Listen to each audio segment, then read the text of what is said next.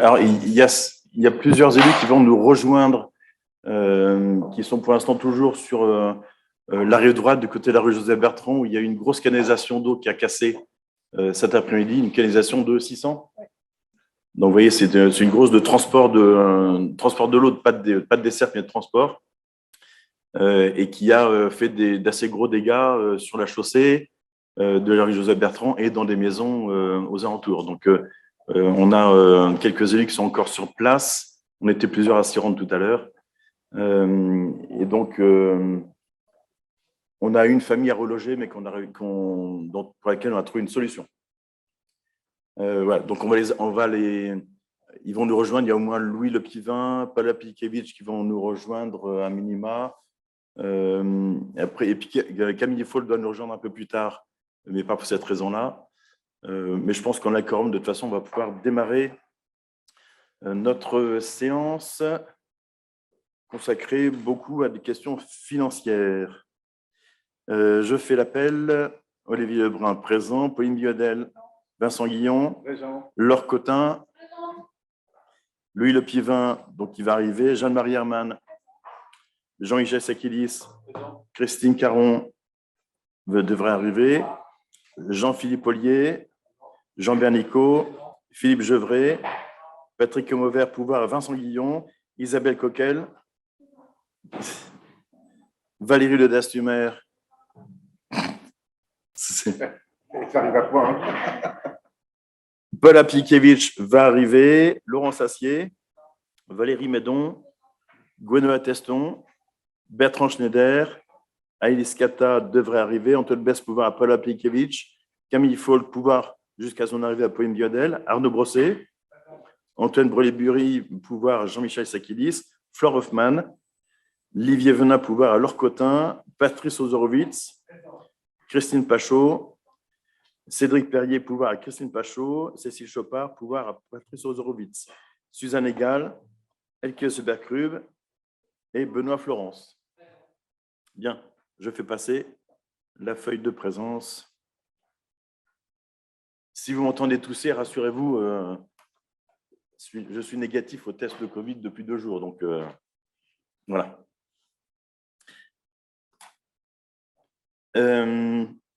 Je prends tout de suite. Je n'ai pas l'ordre du jour. Vous l'avez pas loin ou... OK. Alors, désignation d'un secrétaire de séance. Je rappelle que c'est moi qui l'avais fait la dernière fois. Donc, si je peux éviter de le faire moi aussi. Ah, merci. Flore. Merci, Flore. Tiens, tu remets ça dedans. Alors,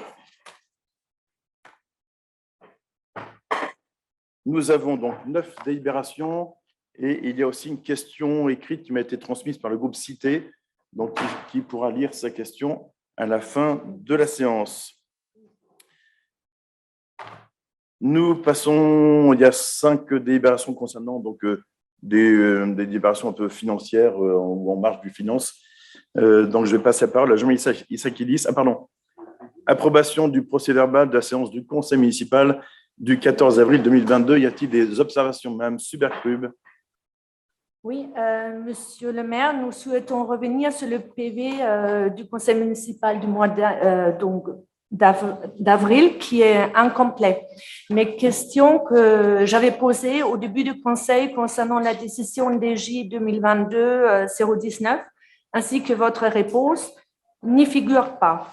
Pour mémoire, il s'agissait de l'attribution du marché avec la société GoPub au Conseil, ainsi que du bien fondé de l'installation d'écrans digitaux à Viroflay. Nous souhaitons que ces interventions soient intégrées dans les PV. Alors, les décisions ne font pas partie du conseil municipal, de la séance. Elles sont communiquées pour information aux élus municipaux. Donc, toute intervention liée aux décisions ne font pas partie du procès-verbal de la séance. Voilà. Voilà, poser une question. Oui, parce qu'en fait, c'est quand même une décision importante que vous avez prise où les élus ne peuvent pas donner leurs mots et discuter et dire pourquoi c'est pas une bonne idée. Madame Suberkrub, je pense que j'ai été assez clair la dernière fois. Ce n'était pas le moment de discuter, donc c'était encore moins le moment de le mettre dans le PV. Et je m'attendais à avoir une question écrite pour ce conseil municipal. Je ne l'ai pas eu. Je dis, l'affaire doit être close. Donc, en l'occurrence, ça n'est pas dans le PV, ça ne sera pas dans le PV. Y a-t-il d'autres remarques sur ce procès-verbal? Pas d'autres? Eh bien, nous pourrons donc passer à son approbation. Y a-t-il des oppositions? Excusez-nous, donc du coup, nous, on s'abstient. Ben, comme vous voulez, c'est fait pour aussi. Vote, parce que c'est quand même quelque chose qu'on a dit, où vous avez répondu, donc c'est étonnant de ne pas le mettre dans le PV. Je n'ai pas répondu, j'ai dit que je ne répondrai pas à cette question parce que ce n'est pas le sujet. Il me semble bien. Voilà, donc il y a 3 oppositions, 3 abstentions. OK. Les autres sont pour ce procès-verbal.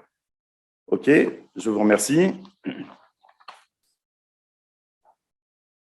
Alors, le point numéro 1, M. Issakidis, sur les garanties d'emprunt pour les 3 F pour des logements au 180 Général Leclerc.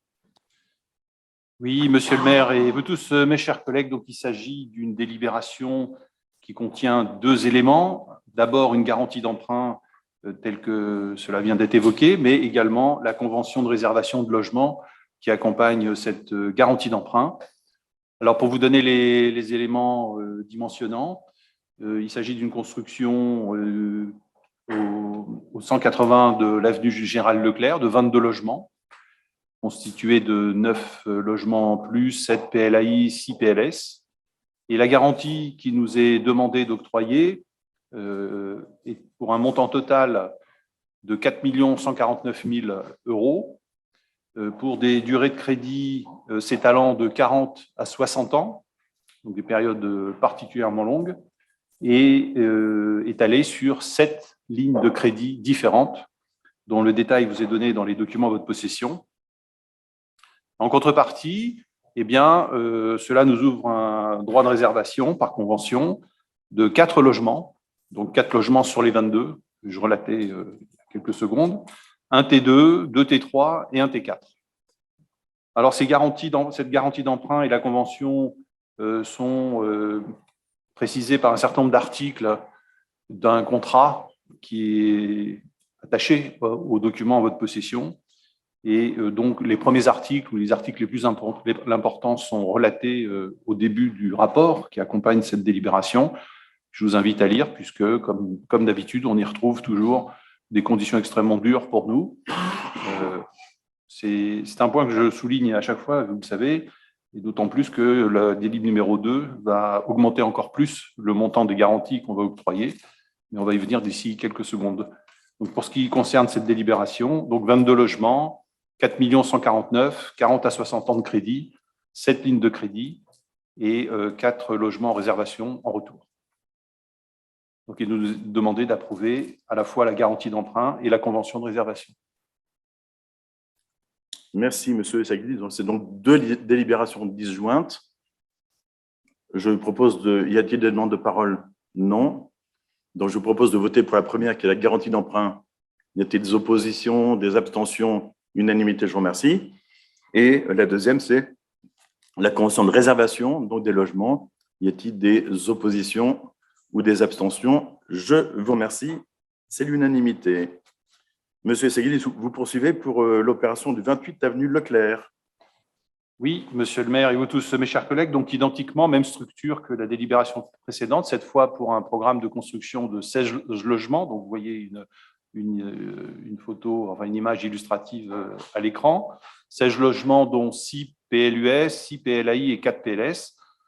À nouveau, 7 lignes de crédit à garantir, donc pour le constructeur et le bailleur, pour un total de 2 297 000 et des poussières, toujours sur des durées de 40 à 60 ans, donc à nouveau des durées extrêmement longues, et en contrepartie de quoi, conventionnellement, cela nous ouvrirait un droit de réservation de 3 logements, donc 3 sur 16, un T2, un T3 et un T4. Et donc, à nouveau, il nous est demandé d'approuver à la fois cette garantie d'emprunt au profit de 1001 Vies Habitat, et également la convention de réservation qui l'accompagne.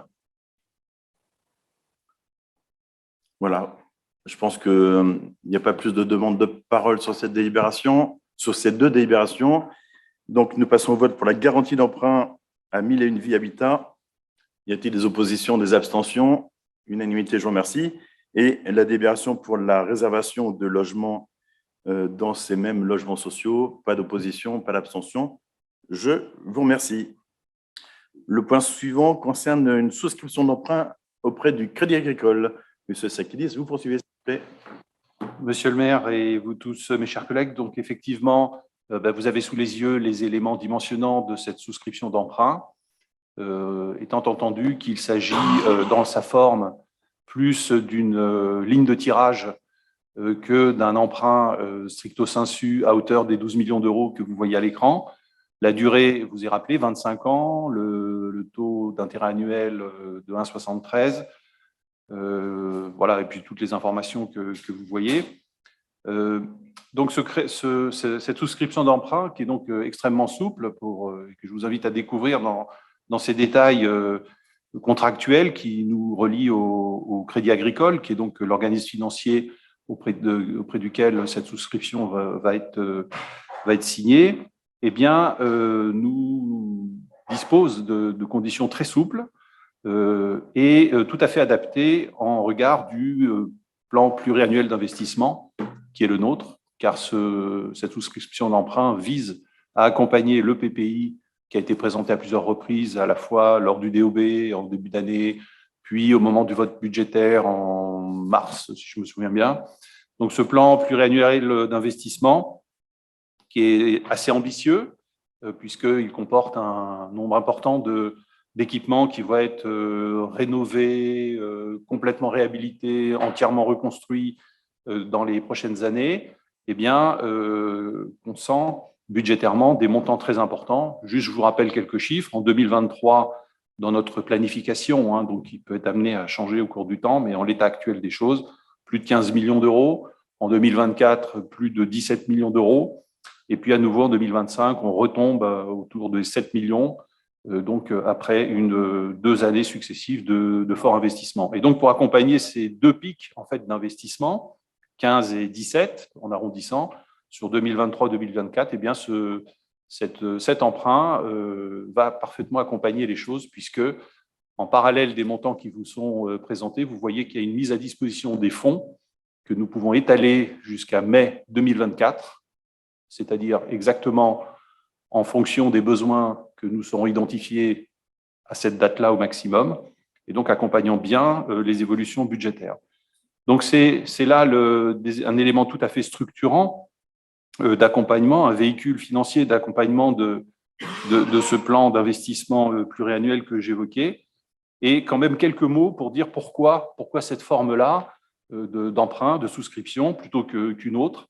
Eh bien, parce qu'il y a un ensemble de sous-jacents qui sont essentiellement des anticipations par rapport à ce qu'on appelle un scénario central sur le plan économique, qui prend en compte plusieurs choses, sans entrer trop dans les détails. D'abord, le fait qu'à horizon 2-3 ans, il est vraisemblable que l'inflation que nous vivons aujourd'hui et qui impacte donc les coûts de fabrication, de construction, devrait baisser, à la fois pour des raisons monétaires, mais aussi pour des raisons macroéconomiques que je n'aborde pas ici, mais à minima pour des raisons monétaires. Il y a également d'autres éléments que nous anticipons au travers de cette façon de souscrire un emprunt. C'est probablement un redémarrage assez rapide des entreprises, puisque donc, les périodes Covid n'ont pas détruit l'emploi du fait du quoi qu'il en coûte.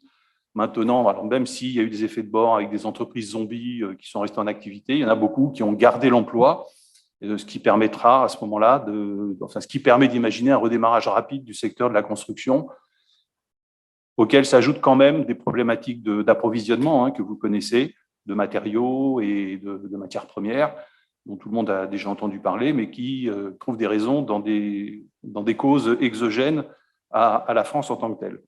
Mais bon, donc il y a un ensemble de sous-jacents qui permettent en fait d'anticiper le fait que dans l'espace de temps de 2 ans, qui est de l'échéance jusqu'à laquelle nous pourrons mobiliser ces fonds, nous devrions avoir une vue beaucoup plus claire sur les conditions de marché pour acheter et puis les enjeux de planning pour réaliser tous ces projets.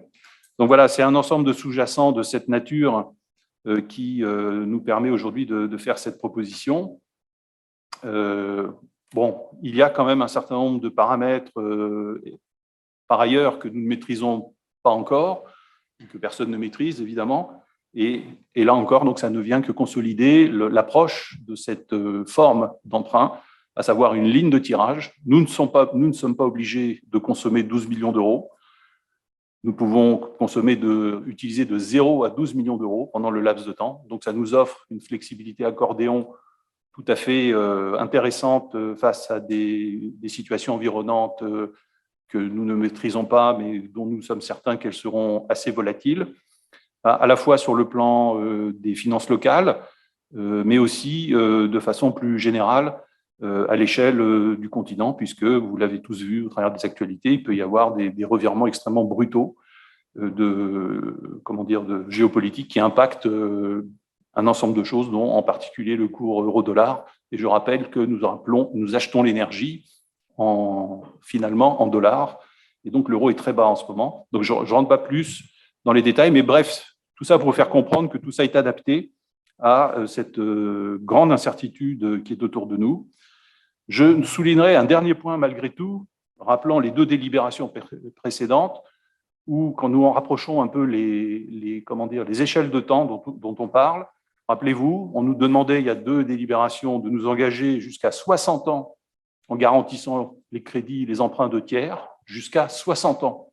Là où nous-mêmes, nous avons un horizon financier qui est au maximum de 12 mois. Quoi. Encore quand je suis 12 mois, je suis extrêmement positif en le disant ainsi. Donc c'est important, je voulais quand même le souligner. Quand on met les choses bout à bout, on voit la difficulté qui se présente en permanence de devoir résoudre un problème de quadrature du cercle.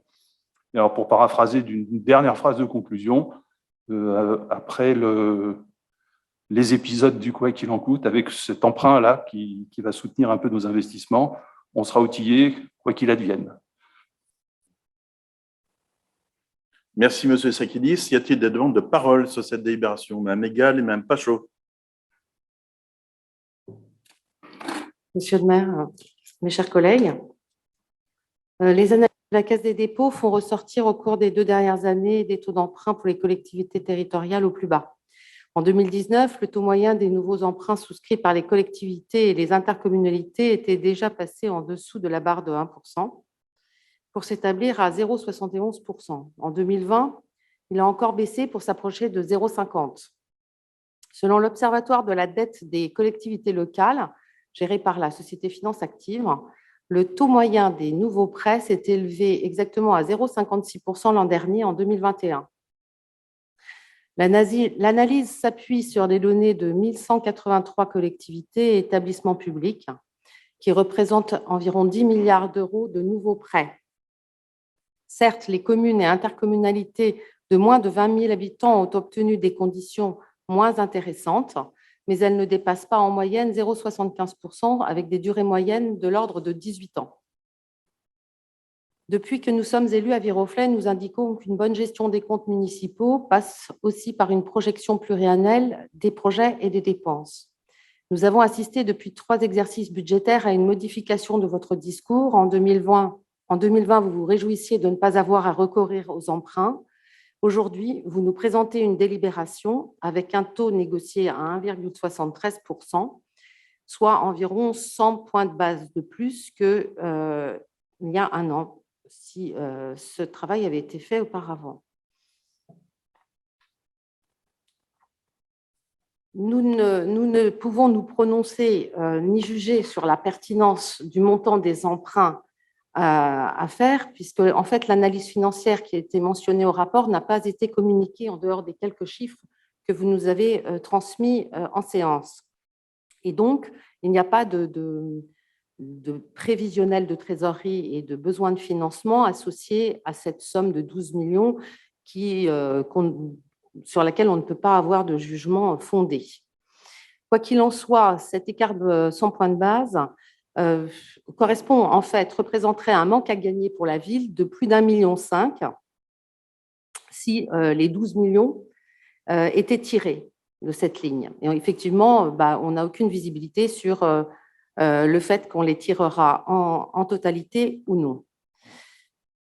Nous regrettons donc le manque d'anticipation qui nous semble préjudiciable tant pour les comptes de la commune que pour les futurs investissements de la ville de Viroflay, auxquels nous sommes très attachés. Pour ces raisons, le groupe VCV s'abstiendra.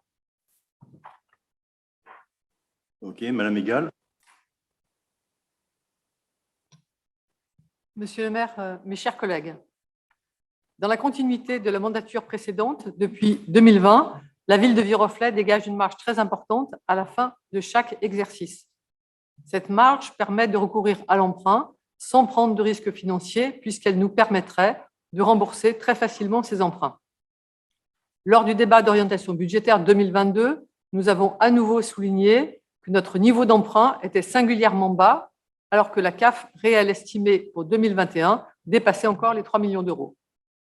Nous continuons à regretter que la ville n'ait pas davantage recouru à l'emprunt pour financer ses investissements, alors que les taux d'intérêt étaient particulièrement bas. Or, pendant toutes ces années, vous avez préféré continuer à réduire la dette plutôt que d'emprunter dans de bonnes conditions et n'avez pas cherché à renégocier les conditions des emprunts existants, l'un d'entre eux étant pourtant à un taux de 3,8%. Aujourd'hui, vous lancez un emprunt de 12 millions d'euros à un taux de 1,74% auprès du Crédit Agricole, avec lequel vous avez déjà un emprunt de 3 millions d'euros. Nous avons compris en commission qu'une banque coopérative qui finance uniquement des projets à plus-value écologique, sociale ou culturelle aurait pu couvrir une partie du prêt. Pourquoi n'avez-vous pas diversifié les organismes de financement?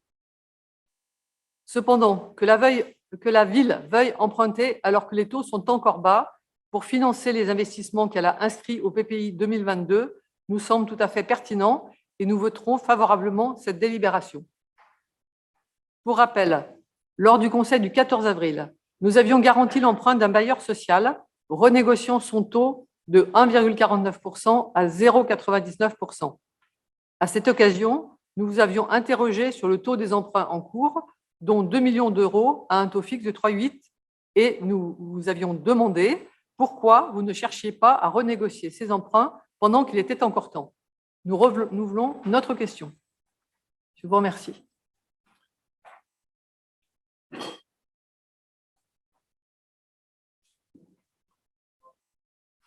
Monsieur Sakidis.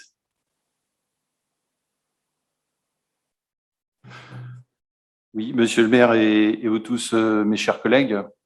D'abord, de façon générale, pour répondre à madame,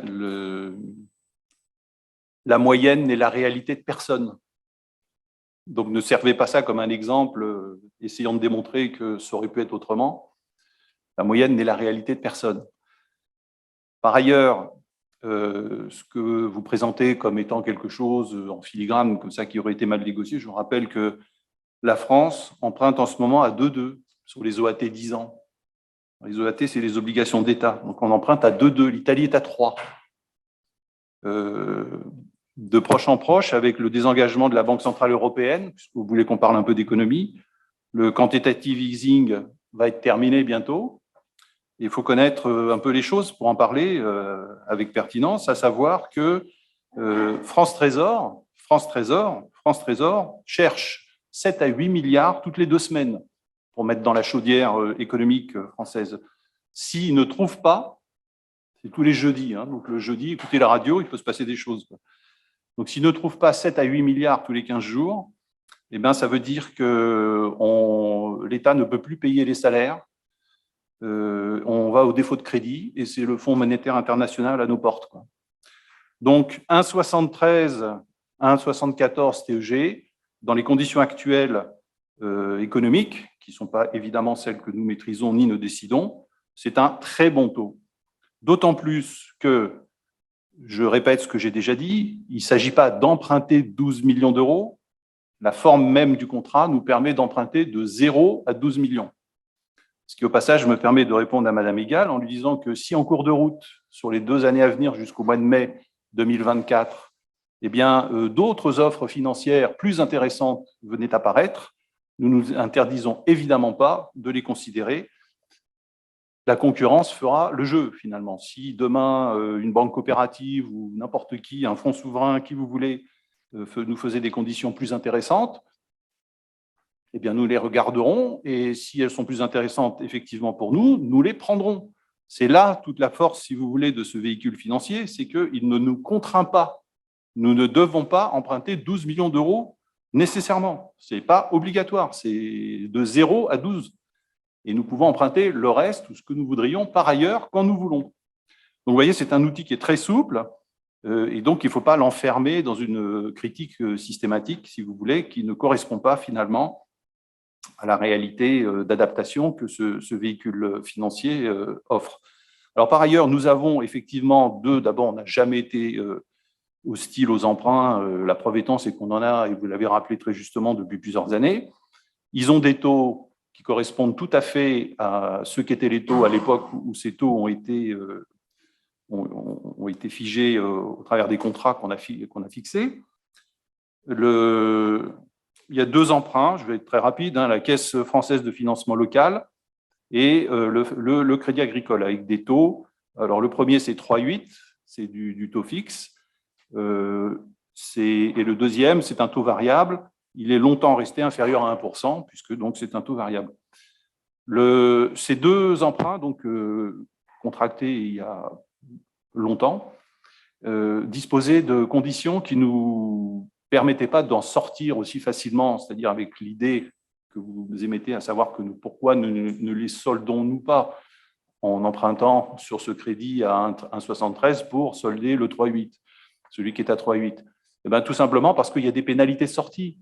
Et donc, ça ne vaut pas le coup, en fait. Ça n'est pas valable. L'emprunt que vous avez sous les yeux, là, qu'on vous propose d'accepter, de voter, n'a pas ces dispositions. Il nous permet d'emprunter de 0 à 12 millions et tout ce que nous n'aurons pas emprunté à concurrence de 12 millions, nous paierons 0 pénalité dessus. 0. Donc, c'est quelque chose de tout à fait adapté à la situation qui est la nôtre. Mais ça explique, si vous avez besoin d'une explication, pourquoi ça n'est pas rentable, ça n'est pas utile, ça n'est pas pertinent de solder les vieux crédits qui ont été contractés à une époque où ils étaient très compétitifs, mais dans des conditions de marché qui ont fortement changé depuis lors. Et puis pour terminer sur la critique systématique consistant à dire on planifie rien, on voit rien, on comprend rien, on passe à côté de tout, vous nous aviez dit que heureusement que vous étiez là, je rappelle quand même que cette équipe a été élue en mars 2020, qu'elle n'a pas pu démarrer rapidement à cause des confinements et du reste, vous étiez tous là je pense, et donc le PPI dont on parle ici, c'est effectivement figé ou dessiné qu'à partir du moment où des échanges ont pu avoir lieu. Donc, on n'est pas du tout en retard, on n'a pas traîné pour construire des PPI, des plans, on les a fait quand on pouvait les faire, on les a fait très vite, dès qu'on pouvait les faire, et voilà maintenant donc ce véhicule financier qui va accompagner les réalisations. Merci, M. Sakili. Je vais faire un petit complément. Je vais vous lire un extrait de Maire Info. Maire Info, c'est ce que je reçois régulièrement, du 29 juin de cette année. Il est dit « Devant les difficultés des communes à obtenir des prêts à taux fixe de longue durée depuis plusieurs mois, Bercy doit publier un arrêté permettant et favorisant l'accès des collectivités locales au crédit. » Et on cite André Léniel, qui est président du comité des finances locales. « Quasiment plus aucune banque ne propose des emprunts à taux fixe. On nous demande de prendre des risques qui sont liés au taux variable. Les ménages ne sont pas les seuls à être frappés par la remontée brutale des taux d'intérêt depuis le début de l'année. Celle-ci affecte également les conditions d'accès au crédit des collectivités locales.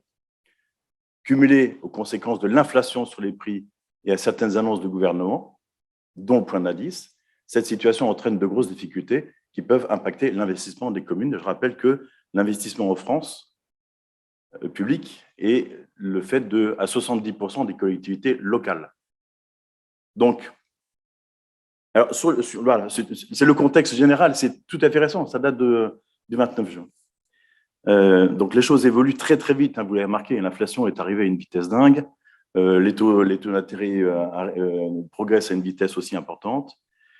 Sur la question de nos besoins, sur le fait qu'on n'a pas besoin d'analyse financière, c'est vrai que en fait, on enchaîne les conseils municipaux et dans lesquels on a un certain nombre d'éléments qui sont mis à votre disposition, à la disposition du public aussi, qui sont notamment en fait notre compte de gestion, donc compte administratif, notre débat d'orientation budgétaire, dans lesquels toute l'information existe.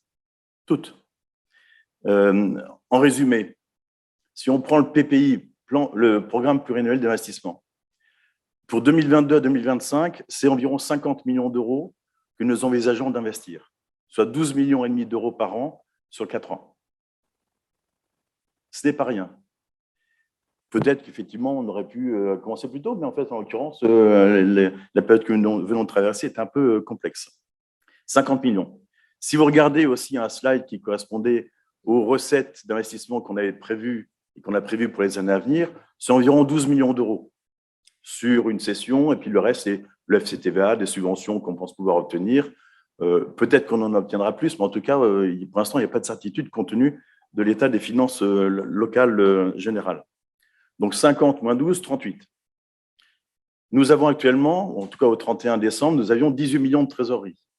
38 moins 18. Si jamais on consacrait toute cette trésorerie, ce qu'il ne faut surtout pas faire, si on consacrait toute cette trésorerie à l'investissement, 38 moins 18, ça fait 20.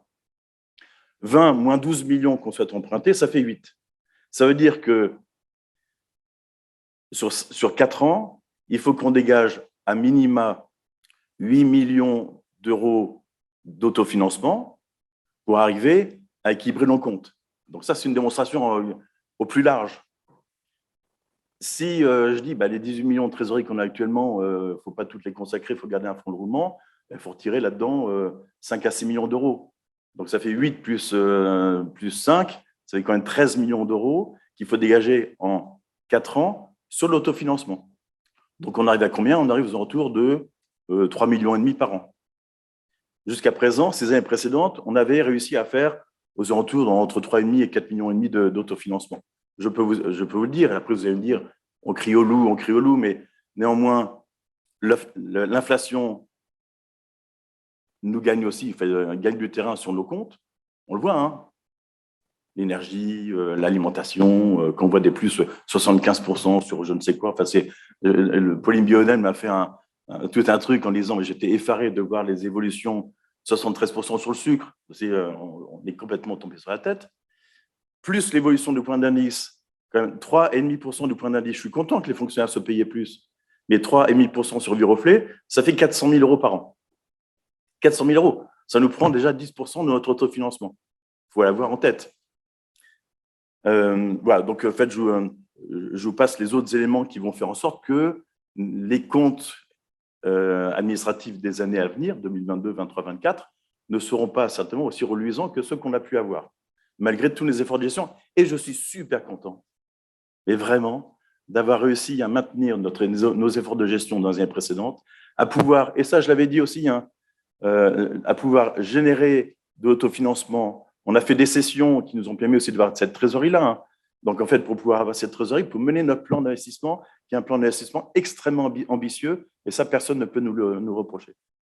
Donc, je ne pense pas qu'on ait un manque d'anticipation. Si on aurait pu dire l'emprunt, on aurait pu faire l'appel à l'emprunt il y a un an, peut-être. Mais oui, on aurait peut-être pu le faire. Bon, on aurait eu un point de moins, peut-être. Après, je vous laisse faire le calcul hein, sur ce que ça représente globalement sur les intérêts d'emprunt. Je peux vous dire, toutes les communes actuelles sont en train de chercher. Versailles Grand Parc a besoin d'emprunter, ils vont lancer la même opération que nous pour pouvoir, là aussi, en fait, emprunter 12 millions d'euros. En fait, de partout, les communes cherchent à emprunter. Il y en a certaines qui ont déjà commencé à augmenter les impôts de façon substantielle et les autres empruntent. Donc, quand on dit on dégage une marge importante chaque année, je l'ai dit, elle ne va pas être aussi importante chaque année. J'en mets ma main à couper, là. Bon, peut-être pas. Mais en tout cas, j'en suis quasi certain qu'on ne va pas dégager des marges aussi fortes. Et je n'ai pas l'intention d'augmenter les impôts. Donc, c'est ça, là aussi, en fait, c'est un challenge qu'on essaie de se fixer. Augmenter les impôts à 4 millions d'autofinancement par an, ça n'a pas de sens. C'est une évidence. Et puis l'autre point, en fait, a été dit par Jean-Michel Seguidi sur la question de la renégociation d'un emprunt précédent. On l'a relu, hein, le contrat, il y a à peu près un mois et demi, le contrat, le fameux à 3 et quelques. Là, clairement, quand on fait le calcul, on paierait une indemnité de remboursement anticipé qui, en fait, serait beaucoup plus importante que les intérêts d'emprunt qu'on aura payés jusqu'à la date d'échéance. Donc, ça n'a aucun intérêt de faire un remboursement anticipé. Voilà. Et, on vous l'a dit, en fait, je pense qu'on a plutôt bien négocié, parce que la plupart du temps, les banques nous disent, vous voulez emprunter combien? 12 millions? Eh bien, les 12 millions, il faut les avoir empruntés pour telle date. Tac, il y a un coup près. La Crédit Agricole, si on a besoin d'emprunter que 10 millions, on n'emprunte que 10 millions et point. Et là aussi, c'est une souplesse qu'on paye peut-être sur un taux d'intérêt un petit peu plus élevé, je ne sais pas. Mais en tout cas, c'est une souplesse qu'on ne peut pas se permettre de négliger. Voilà. Tout cela pour vous dire qu'on est dans notre mode de gestion, on finance nos investissements, on fait en sorte que notre fonctionnement soit équilibré et dégage l'autofinancement nécessaire dans les années à venir, tout cela sans avoir à augmenter les impôts ou en tout cas à ne pas les augmenter de façon significative. J'ajoute aussi que j'ai entendu aussi Bercy, je ne sais pas qui est à Bercy, mais j'ai entendu Bercy dire, il n'y a pas très longtemps, cette semaine, qu'il réfléchissait à une solution pour éviter que les propriétaires ne subissent la hausse de la taxe foncière. Parce que le système d'évolution des bases de la taxe foncière est lié à l'inflation, en partie. Et donc, forcément, s'il y a une inflation qui augmente, les bases foncières, les bases locatives vont augmenter, et donc les propriétaires de logements vont avoir une taxe foncière qui va augmenter sans tenir compte encore de l'augmentation des taux. Donc, Bercy réfléchit à une solution pour limiter la hausse des bases foncières. Et ça veut dire quoi? Est-ce qu'ils vont compenser cette limitation aux communes ou pas? S'ils ne compensent pas, c'est les communes qui vont faire les frais. Donc, l'autofinancement va diminuer. C'est imparable. Donc, soyez à l'écoute aussi de tout ce qui se dit à l'heure actuelle, en fait, dans les médias ou dans la presse. Je pense qu'il y a beaucoup d'éléments qui vont nous arriver. Et puis, avec l'arrivée d'Éric Coquerel à la tête de la commission des finances, je peux vous dire qu'on n'est pas sorti de l'auberge. C'est Coquerel qui a été élu, oui. Là, je peux vous dire, voilà, les compléments que nous voulions faire à vos interventions, mesdames. Y a-t-il, donc on a compris les propositions de vote, donc on passe au vote maintenant. Y a-t-il des oppositions? Des abstentions? Donc il y en a 4 de ce côté-ci, et donc les autres sont favorables à cet emprunt. Je vous remercie. Nous pourrons aller jusqu'au bout de notre programme d'investissement, je le souhaite en tout cas. Oui, j'ai oublié une chose, excusez-moi. Les 50 millions d'euros dont je parlais, c'est sans compter l'évolution des matériaux, du prix des matériaux. Et vous savez tous que le prix des matériaux, non seulement il y a des pénuries sur les matériaux, mais en plus les prix flambent. Donc c'est peut-être pas 50 millions que nous aurions à payer, c'est peut-être 55 ou 60 millions, j'en sais rien. Mais en tout cas, toutes les entreprises, tous les promoteurs, tous ceux qui seraient dans le bâtiment, me font remonter cette grosse difficulté. Et je pense que beaucoup d'entrepreneurs promoteurs qui ont vendu des logements en l'état futur d'achèvement, qui vont devoir les construire et les vendre au prix qui a été fixé au départ, mais les construire au prix nouveau, je pense qu'il y en a certains qui vont, les petits notamment, les moyens, vont certains avoir des grosses difficultés financières. Voilà ce que je voulais dire en complément après ce vote. Ah bon, on a voté? On a voté, ça y est, oui. Non, je pense qu'on a voté, c'est bien. Alors, on passe maintenant à des demandes de subventions. Donc, on va chercher de l'argent auprès de la région, donc pour le gymnase des Prés-aux-Bois et pour le centre de loisirs Dieu le veut. Il y a 2 délibérations, 2 en 1, Head & Shoulders. Monsieur le maire et vous tous, mes chers collègues, effectivement, donc il s'agit donc je vais commencer par la 4, la délibération du numéro 4, donc 2 demandes de subvention concernant donc le gymnase des Prés-aux-Bois, qui est un des projets du PPI, et la deuxième concernant le centre de loisirs Philippe de Dieu-le-Veut, qui est aussi au PPI, que j'évoquais. Le total de ces 2 projets, je vous renvoie, pour ceux qui s'en souviennent, aux éléments qui avaient été donnés lors du budget, c'est 12,7 millions d'euros. Donc, c'est considérable.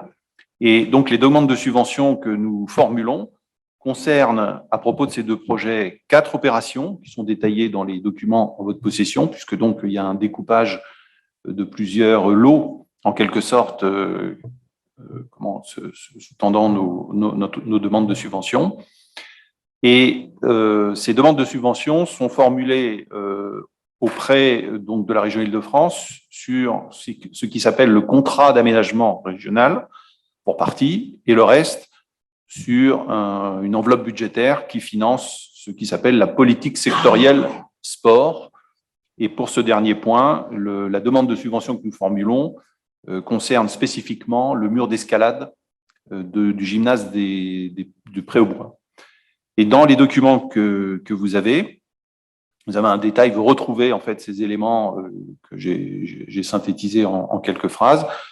Le total des subventions que nous demandons pour ces 2 réalisations, ces 4 opérations qui découpent ces 2 opérations, dont le total, je disais, était de 12,7 millions d'euros. Le total de subventions que nous demandons est de 1,6 million d'euros. Et nous espérons que, évidemment, que la région suivra notre demande. Merci beaucoup. Y a-t-il des demandes de parole sur cette délibération? Aucune. Donc, y a-t-il des oppositions, des abstentions? Unanimité, je vous remercie et on remerciera la région, évidemment, quand les sommes nous sont arrivées. Hein. Pas avant. Hein. OK. Et nous passons à la dernière délibération financière. C'est un rattrapage, là, en l'occurrence, pour des subventions à une association de parents d'élèves. Jean-Michel Sakilis. Oui, monsieur le maire et vous tous, mes chers collègues, tout est dans le titre et le rapport, hein, rien de spécial à développer. Cette demande de subvention donc, a été instruite a posteriori, après celle que nous avions octroyée en mars et en avril, si je me souviens bien, pour régulariser des demandes qui avaient été effectivement formulées, mais qui, pour des raisons techniques informatiques, étaient restées dans les tuyaux. Donc voilà, c'est là donc uniquement une régularisation à hauteur d'un budget de 250 € pour 2022, qui reproduit à l'identique le montant de 2021 tel que demandé par l'association Les Parents d'élèves de Viroflay. Voilà, la demande était tombée dans les spams. Voilà, y a-t-il des demandes de parole? Non. Eh bien, nous passons au vote. Y a-t-il des oppositions, des abstentions? Unanimité, je vous remercie. Alors, servitude de passage pour localisation d'eau potable. On est Monsieur Lepivin, vous avez la parole. Merci, monsieur le maire. Nous sommes effectivement aujourd'hui dans les canalisations d'eau potable, puisque, comme vous le savez, il y a quelques problèmes sur une canalisation à rive droite. Alors, la délibération consiste en point suivant. La ville de Viroflay est propriétaire sur la parcelle cadastrée AC 828, qui est donc le 80 à 88 avenue du Général Leclerc. La ville est propriétaire des volumes. Alors, on va être dans des questions de volumes. Les volumes 9, 13, 15, 20 et 22, qui consistent en un marché public couvert, la place du 11 novembre, le parking couvert et l'aire de livraison pour le dit marché couvert. Ces locaux étant situés en sous-sol et en rez-de-chaussée. Dans ces locaux, la Poste est propriétaire du volume 10, à usage donc de bureau de poste, et aussi avec un sous-volume de monte-charge jusqu'au sous-sol.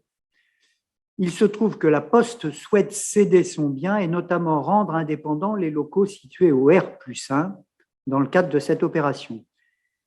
La Poste donc souhaite installer un compteur ainsi qu'une canalisation d'eau potable au niveau du volume 13, au bénéfice du volume 10, qui est donc au niveau R+1. Le compteur d'eau serait installé dans le local haut du parc de stationnement situé en rez-de-chaussée et la canalisation serait en aérien. Dans cette mesure, la création de cette servitude sur le domaine public est compatible avec l'affectation actuelle du bien, à savoir un parc de stationnement, et ne porte pas atteinte à ce dernier.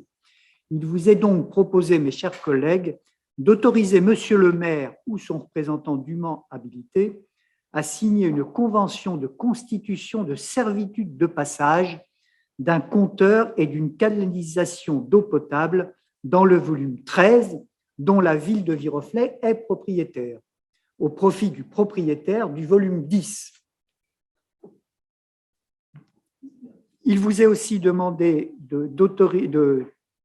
il sera précisé que la présente servitude est conclue à titre gracieux et que les frais d'acte seront à la charge du bénéficiaire de la servitude.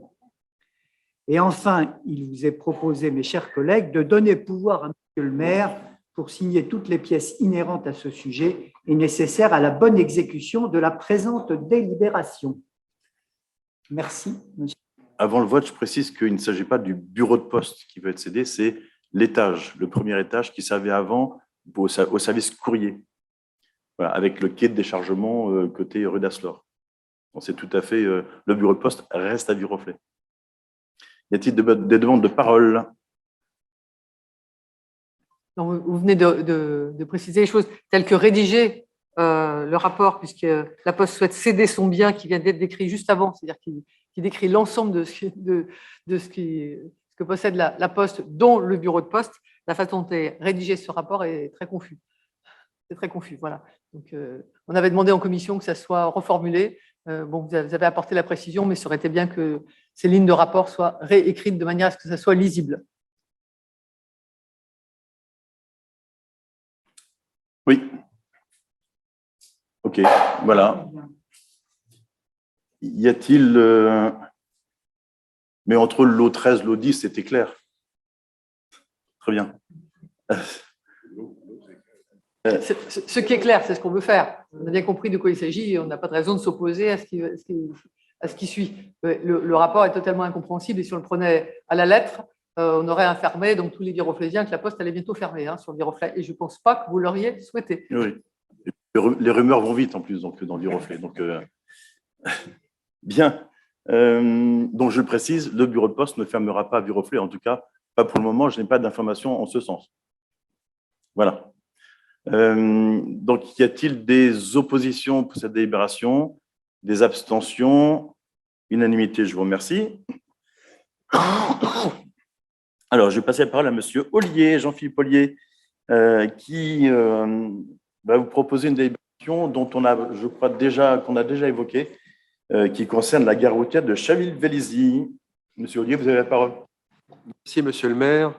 Mes chers collègues, vous connaissez tous la gare de Chaville-Vélizy, située sur la commune de Viroflay, et notamment derrière la gare, côté sud, la gare routière, qui est ce terrain que vous voyez en jaune sur l'écran, qui fait une superficie d'un peu plus de 2000 m², 2100 m², une fois qu'on l'a bien découpé. L'objet de cette délibération est une convention d'occupation du domaine public ferroviaire, non constitutive de droit réel pour l'exploitation de l'espace de la gare routière. En français, ça veut dire que nous avons eu des discussions avec la SNCF pour améliorer l'esthétique et le confort de cette gare routière qui, comme vous le savez, est assez peu utilisée, mais néanmoins utilisée, et extrêmement minérale. L'objectif est d'avoir l'autorisation de la SNCF d'y planter des arbres, d'y planter de la verdure, éventuellement d'y mettre quelques fontaines, puisqu'on parle d'eau ce soir. C'est une fontaine, voilà, un point pour se rafraîchir. Et voilà, donc nous avons négocié durement avec la SNCF pour obtenir un tarif d'occupation qui soit le plus bas possible et qui est de 2 € par mètre carré et par an, ce qui veut dire que la redevance sera de 4 200 € hors taxe par an à acquitter auprès de la SNCF pour pouvoir avoir l'usage de ce morceau de parcelle et pouvoir l'aménager comme nous le souhaitons, sachant une fois de plus que ce sera toujours exploité en gare routière. Donc, l'objet de la délibération, c'est d'approuver le projet de convention que vous avez vu dans le dossier et autoriser Monsieur le maire à signer cette convention ainsi que tout document qui serait nécessaire dans le cadre de la convention et à solliciter évidemment des subventions publiques ou privées pour cette opération d'investissement. Absolument. Merci, Monsieur Ollier. Y a-t-il des demandes de parole? Madame Egal, Madame Pachot, Madame Egal, parce que ça s'était inversé là, tout à l'heure. Depuis quelques années, la rue Arthur Petit et la rue de Jouy, à proximité de la gare de Chaville-Vélizy, font l'objet d'une densification importante. Ce secteur, à proximité de la gare RER et de la gare routière, fait partie des zones identifiées dans le PLU pour développer l'habitat en conformité avec le schéma directeur de la région. Cependant, les habitants de ce quartier regrettent que de larges espaces soient artificialisés. Ils souhaitent un verdissement de leur environnement et une amélioration des espaces de circulation. Cette convention devrait permettre de travailler sur un projet plus large, intégrant toutes les composantes de ce quartier et de répondre aux attentes des habitants et de tous ceux qui sont amenés à le traverser. Par ailleurs, la végétalisation est indispensable afin de créer des îlots de fraîcheur pour limiter certains effets du changement climatique. Or, cet emplacement est fortement minéralisé. Notre groupe cité est prêt à participer à cette réflexion. Nous voterons favorablement pour cette délibération. Madame Pachot? L'aménagement urbain de cette zone située entre la gare Chaville-Vélizy et la rue Arthur Petit a de tout temps été délaissée. Elle comprend l'espace de la gare routière, mais aussi le parking silo situé en amont, qui a souvent été tagué et qui souffre d'un défaut d'entretien.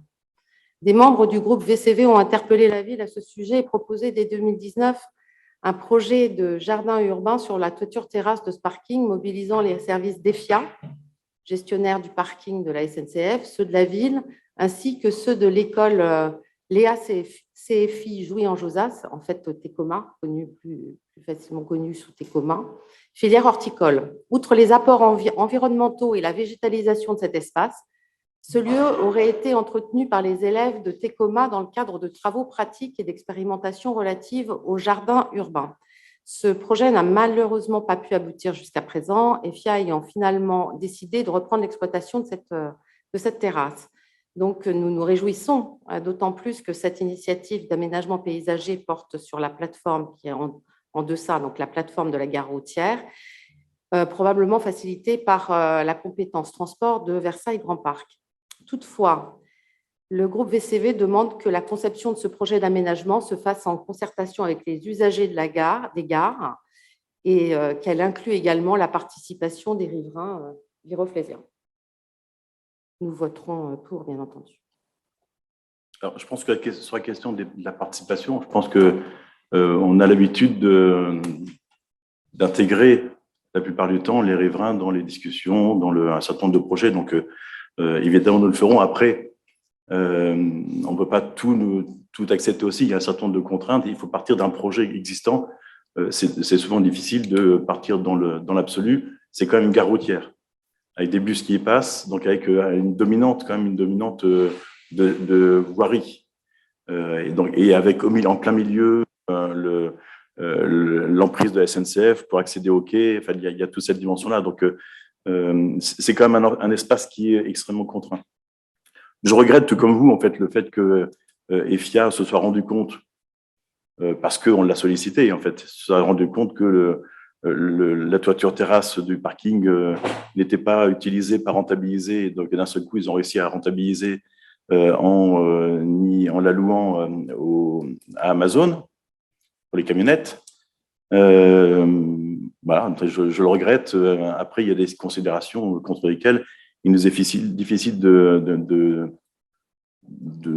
peser.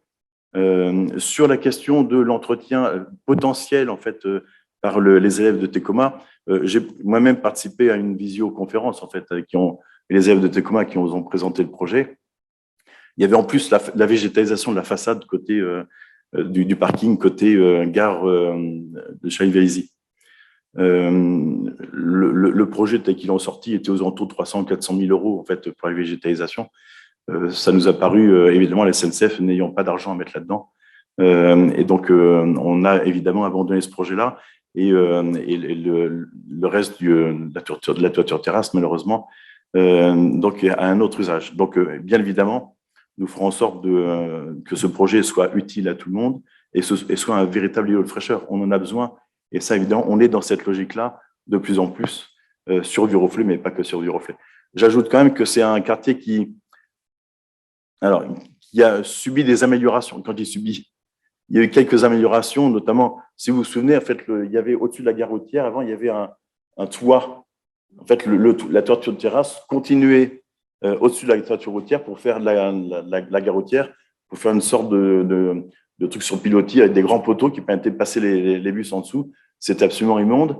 Et les bus diesel qui passaient en dessous et qui s'arrêtaient et qui laissaient leur moteur tourner, en fait, faisaient vibrer l'ensemble. Je me souviens, moi, j'habitais par là-bas et j'avais ma porte de cuisine qui vibrait au rythme des moteurs des bus diesel. C'était tout à fait sympathique. Mais donc, ça a été cassé. Le parking FIA a été un petit peu amélioré. Mais il est clair que FIA ne fait pas grand-chose comme entretien. La SNCF ne fait aucun entretien de cet espace-là et c'est pas fou de les relancer. Et puis, on a quand même réussi à faire cette fresque qui évite les tags sur le mur de la gare routière. Voilà. Donc, notre idée, c'est de mettre en œuvre sur Viroflay et sur cet espace, ce grand espace, un îlot de fraîcheur, comme on le dit, qui soit utile pour tous. Je rappelle quand même qu'on a aussi fait de l'autre côté, on a largement amélioré l'autre côté de la gare de Chaville-Vélizy sur le square. Et donc, je pense que là, pour le coup, ça a été travaillé aussi avec les riverains. Pas facile non plus, parce qu'il fallait couper des arbres pour en replanter d'autres. Mais je pense que maintenant, ça fait l'unanimité. Donc, on souhaite pouvoir. Là, il n'y a pas d'arbre à couper, donc c'est pas mal. S'il y a d'autres pauvres arbres qui traînent, mais voilà. On regrette aussi que la SNCF ait mis des guichets en fait ou des tourniquets au niveau de cette gare routière, mais on a réussi à négocier le fait de pouvoir faire en sorte que les riverains puissent passer à travers le tunnel via des cartes qui peuvent se procurer gratuitement auprès du guichet. Donc tout ça se travaille, s'anticipe, se discute avec la SNCF, avec des interlocuteurs qui changent de façon régulière. Je peux vous dire, c'est un travail de longue haleine, généralement. Voilà. Des bus électriques aussi. Il y a quelques bus électriques, donc effectivement, voire l'hydrogène aussi. Voilà, donc je vous remercie si vous votez cette délibération. Je n'en doutais pas. Donc, on passe au vote. Y a-t-il des oppositions, des abstentions, unanimité? Je vous remercie. Je vous présente les deux dernières délibérations qui concernent le personnel. La première concerne un protocole d'accord transactionnel avec un ancien agent de la ville de Viroflay, dont vous avez le nom dans la délibération, qui avait été recruté en mai 1995. Et donc, il y a eu un contentieux lorsque on a souhaité ne pas renouveler son contrat. Et en discutant avec nos différents conseils, elle aussi avait des conseils de son côté. Il nous a paru plus judicieux de ne pas aller jusqu'au bout d'une procédure judiciaire dont personne ne connaissait l'issue. Et nous avons préféré négocier un règlement à l'amiable avec un protocole d'accord qui nécessite que la ville paye à madame 32 000 € d'indemnité transactionnelle valant dommages et intérêts. D'après l'estimation de nos conseils, ça aurait pu être facilement 2 fois plus, mais toujours avec l'incertitude du résultat d'un procès. Voilà. Y a-t-il des demandes de parole sur cette délibération? Monsieur Ozorowicz, Madame Egal.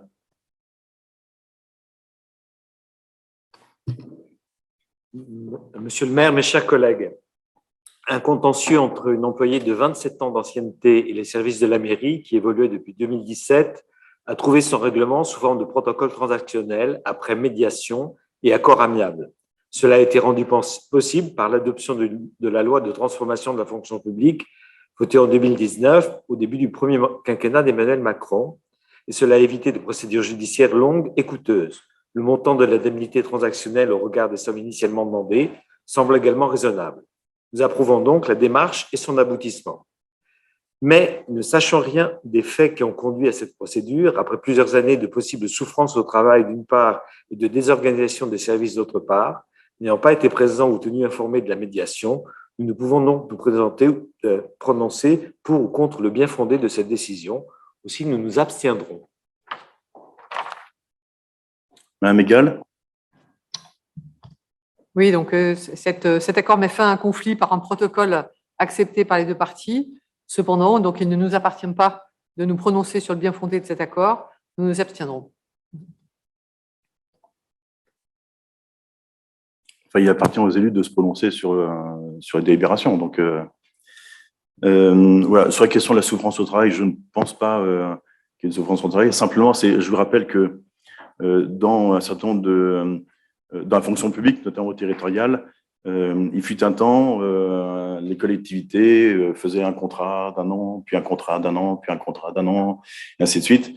Et donc, lorsqu'on arrêtait un contrat d'un an pour une raison ou pour une autre, et qu'il était renouvelé X fois, clairement, en fait, la jurisprudence maintenant qui arrive fait qu'on requalifie la plupart du temps ces contrats successifs en CDI, et donc, en fait, avec normalement une procédure de licenciement, ainsi de suite. Donc, voilà. Donc, il y a un certain nombre un certain nombre de cas de figure qui existent comme ça dans la fonction publique territoriale, c'est que je connais le mieux. Voilà. Donc, il n'y en a pas beaucoup d'autres à la ville de Viroflay, je peux vous rassurer. Et maintenant, lorsque nous faisons des contrats, c'est contrat d'un an éventuellement renouvelable une ou deux fois maximum, et les contrats de 3 ans sont renouvelables 2 fois, je crois. Renouvelables une fois quand on a 2 contrats de 3 ans. Voilà, donc on est tout à fait dans le cadre de la loi désormais, comme je pense toutes les collectivités locales. Voilà, donc j'ai compris qu'il y avait donc au total 7 abstentions, c'est bien ça? Ok, y a-t-il d'autres abstentions? Des votes contre? Je vous remercie. Et enfin, je propose, en fait, il y a une petite réforme en fait sur la discussion avec les représentants du personnel des collectivités locales. Il existait préalablement même encore maintenant d'ailleurs, il existe toujours un comité technique et un CHSCT, donc un comité d'hygiène, sécurité et conditions de travail. Ce sont 2 éléments, 2 entités séparées qui souvent en fait étaient réunies l'une après l'autre la plupart du temps. La loi décide à présent que ces 2 entités sont fusionnées en une seule qui s'appelle le comité social territorial. Et donc, on a la possibilité de définir qu'on souhaite un paritarisme tel que c'était le cas précédemment, et puis de fixer le nombre de représentants du personnel et donc, par définition, le nombre de représentants de la collectivité pour siéger à ce CST. Et donc, je propose, donc, 1, de créer ce comité social territorial, deuxièmement, de fixer le nombre de représentants à 4 et de maintenir le paritarisme numérique dans ce comité. Voilà. Y a-t-il des demandes de parole? Nous passons donc au vote de cette délibération. Y a-t-il des oppositions ou des abstentions? Unanimité. Je vous remercie. Voilà, c'était la dernière délibération de ce soir. Donc je disais au tout début de la séance qu'il y avait une question écrite de Madame Egal, enfin du groupe Cité, pardon, du groupe Cité. Donc je propose à Madame Egal peut-être de lire cette communication écrite, cette question écrite. Monsieur le maire, vous nous avez présenté 2 opportunités de création de logements sociaux dans des bâtiments existants lors du conseil municipal du 10 mars, respectivement au 17 rue Rieussec et au 108-110 avenue du Général Leclerc. Nous avons voté favorablement ces propositions. Nous souhaitons revenir sur ces projets et vous poser une question importante. Que deviennent les occupants de ces bâtiments? Pour le 17 rue Rieussec, à notre connaissance, plusieurs appartements sont occupés en tant que logement et d'autres accueillent des professions libérales, médicales ou paramédicales. Les locataires ont-ils eu la possibilité de proposer d'acheter leur logement, comme c'est généralement le cas lors de la vente d'un immeuble occupé? La finalité de la préemption de cet immeuble étant de le revendre à un propriétaire bailleur social pour y créer en totalité des logements sociaux permet-elle de passer outre cette possibilité et de mettre fin au contrat de location à échéance des baux sans possibilité de rachat? Si oui, ces locataires se sont-ils vus proposer des solutions pour être relogés à Viroflay? Nous rappelons que cet immeuble est particulièrement bien placé en termes d'accès aux services de la ville et de moyens de transport et que quitter cet emplacement peut être pénalisant. Concernant les professions libérales, les mêmes questions se posent et tout particulièrement leur possible réinstallation sur la commune à proximité de leur clientèle. La ville leur a-t-elle proposé des solutions? De même, l'immeuble de bureaux et commerces du 108-110 avenue du Général Leclerc a été acheté en totalité par un bailleur social. Il s'agit là de changer la destination de ce bâtiment. Cet immeuble de bureaux sera transformé en immeuble d'habitation pour y créer des logements sociaux, ce que nous avons approuvé. En effet, depuis longtemps déjà, plusieurs étages étaient inoccupés, mais pas tous. Un service important était présent dans ces locaux. Il s'agissait du service ATY, Association tutélaire des Yvelines, qui accueille les adultes sous protection juridique, tutelle ou curatelle. Ce service a déménagé à Guyancourt, ville beaucoup moins bien desservie en transport en commun que Viroflay. Or, la facilité d'accès est très importante pour les bénéficiaires d'un tel service, très contraignant, et est favorable bien sûr aussi pour les employés qui y travaillent. La ville de Viroflay a-t-elle proposé des solutions pour reloger ce service sur la commune? Nous regrettons que les Viroflaysiens qui ont recours à ce service soient désormais contraints de se déplacer à Guyancourt et que ce service de soutien aux adultes yvelinois en difficulté ait quitté la ville, ce qui pourrait conduire à penser que Viroflay laisse la protection des adultes en difficulté à des communes voisines. Nous serons attentifs aux réponses que vous pourrez nous apporter sur chacun des points soulevés dans cette question. Bien cordialement, nous vous remercions. Bien, alors j'ai été très attentif à la façon dont vous avez posé votre question. Vous n'en doutez pas, vous me connaissez.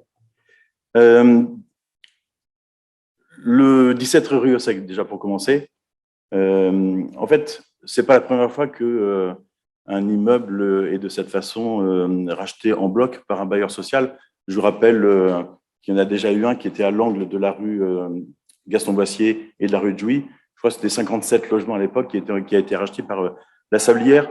Ça a été une opération voilà, compliquée pour arriver à faire racheter un bailleur social, mais nous avons réussi à trouver ça et donc à le mener à bien. Il y avait des occupants à l'intérieur, il y avait notamment des commerces à l'intérieur. Tout ça, c'est remarquablement passé parce qu'il y a des procédures qui existent pour faire en sorte que les habitants qui y habitent puissent soit y rester, soit y rester. Pour deux raisons différentes. Soit y rester parce que l'enquête sociale montre qu'ils ont des revenus inférieurs au plafond de logement social et donc dans ce cas-là, ils signent un bail avec le bailleur social qui est un bail social. Et puis ceux qui ne respectent pas les plafonds peuvent y rester pendant un certain temps, je n'ai pas le nombre d'années précisément, tout comme dans le logement social, en fait, ils doivent en sortir pour laisser la place à des personnes qui sont sous conditions de ressources. La question du droit de priorité que vous mettez en avant n'existe pas dans le cas de vente en bloc d'immeubles de plus de 5 logements. On trouve ça sur Internet en 3 clics, on trouve assez facilement cette réponse-là.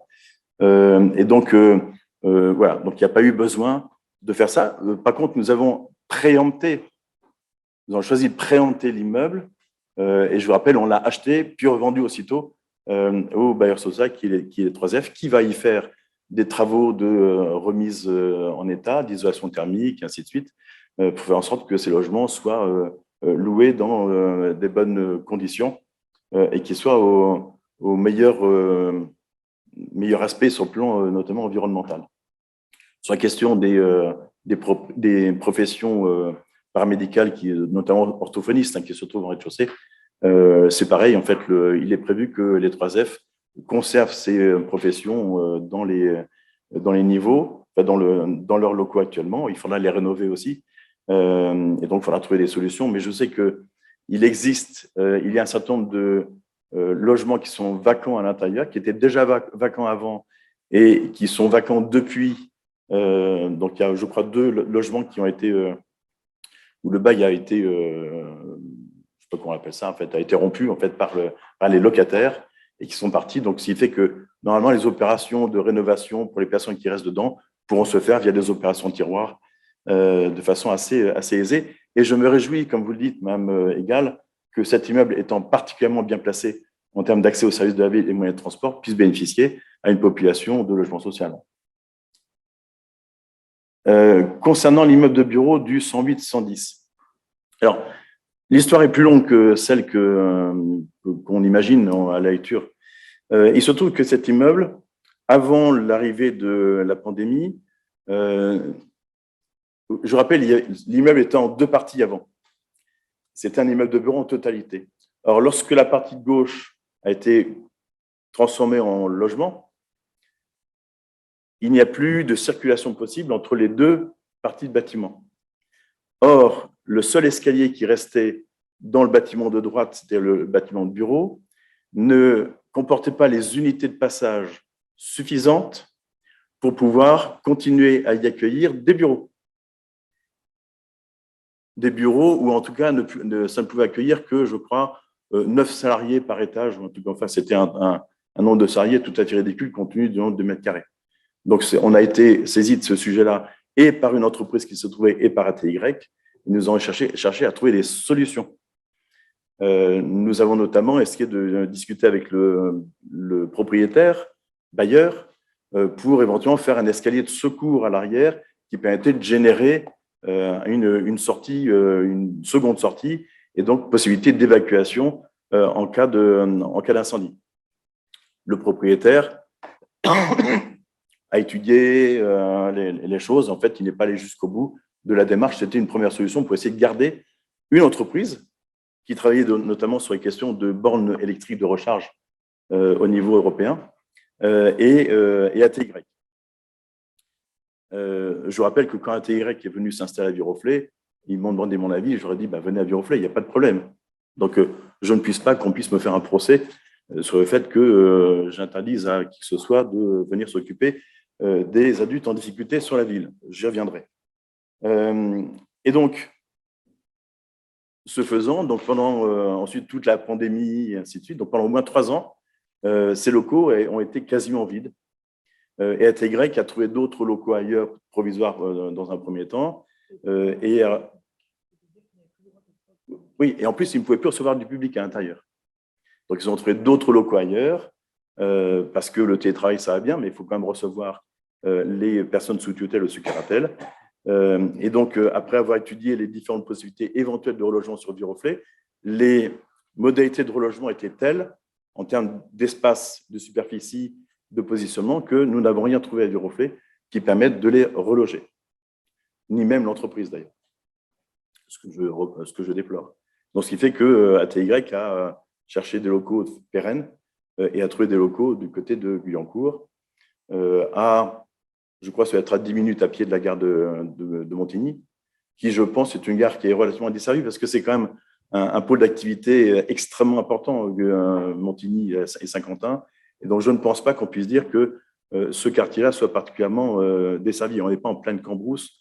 Je signale qu'il y a un énorme bâtiment du conseil départemental juste à côté de ATY et qui reçoit plein de salariés, qui reçoit aussi du personnel et du public. Et donc, ça ne pose pas de difficultés particulières. Dans le temps, la CAF y était pendant des années et des années dans ce même quartier. Donc, je pense que ça n'est pas une offense, en fait, que d'avoir un tel service qui se positionne à Guyancourt. Et puis, en plus, Guyancourt est plus central dans les Yvelines. Je vous rappelle que c'est association tutélaire des Yvelines.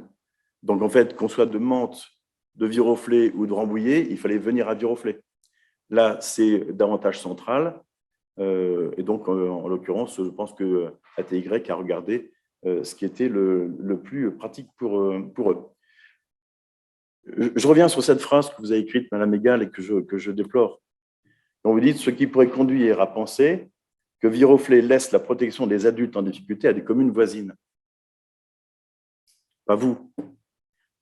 Est-ce que je peux vous rappeler les différents services, différentes associations qui se trouvent sur Viroflay et qui s'occupent de personnes en difficulté, adultes ou enfants? On a un centre de Cap-de-Vent, le centre Claire Girard, qui se trouve rue de Chanzy, qui a été agrandi il n'y a pas très longtemps. Je me souviens avoir fait des réunions publiques du quartier de riverains pour faire en sorte que cet agrandissement soit accepté par les riverains. Le directeur de Cap-de-Vent s'en souvient encore en disant « ça a été chaud ». Donc, on a soutenu, défendu cette possibilité d'agrandissement. Je vous indique aussi, peut-être que vous ne le savez pas, parce que ce n'est pas encore tellement public, Cap-de-Vent va s'agrandir. Elle va acquérir un deuxième site dans Viroflay. Je vous donne cette information. Ce deuxième site se trouvant dans la zone d'activité de Viroflay-Rive-Droite, juste derrière la cuisine centrale. Un très grand bâtiment qui était avant un immeuble de bureau, qui accueillait, je crois, la centrale d'achat de Simply Market ou un centre de formation de Simply Market, me semble-t-il, qui a été entièrement rénové et qui est donc racheté par Cap-de-Vent, qui va pouvoir y accueillir, je crois, au minimum 60 enfants polyhandicapés. J'y suis allé mardi en fait, pour voir les plans. Ça va être absolument incroyable ce qu'ils vont faire là. Ils ont réussi à obtenir les financements de l'ARS. Je peux vous dire que ce sera une fierté quand ce sera inauguré. Parce qu'ils font quelque chose qui est absolument extraordinaire, ils font un travail de dingue. Je suis allé à leur kermesse il y a 10 jours au Haradjardi, c'est exceptionnel ce qu'ils font. Et on a des Viroflaysiens qui en bénéficient aussi, avec des enfants polyhandicapés qui y vont. Donc voilà, ça en fait 2 pour Cap-de-Vent. Le centre de la Page qui se trouve rue Arthur Petit, là aussi, en fait, nous avons, je me souviens avoir négocié en son temps, avoir fait des discussions avec l'Académie française qui est propriétaire du lieu et qui, à un moment donné, voulait pouvoir éventuellement récupérer le bien. Nous avons fait en sorte que la Page puisse rester dans ce centre sur lequel ils ont fait beaucoup de travaux. Je vous rappelle aussi qu'il existe à l'angle de la rue Assas-Lorraine et la rue Sainte-Geneviève la maison d'accueil familiale, qui est une maison d'accueil de femmes seules avec enfants, qui propose 35 places d'hébergement d'urgence. Et on y trouve principalement des femmes étrangères sans papier, avec des enfants, en bas âge, voire enceintes. Donc, il y a un énorme travail qui est fait là par l'hôtel social Saint-Yves. Je rappelle aussi le travail fait par l'AEV. Vous connaissez bien l'AEV pour les SDF dans un local mis à disposition par la ville. Donc, je vais arrêter là.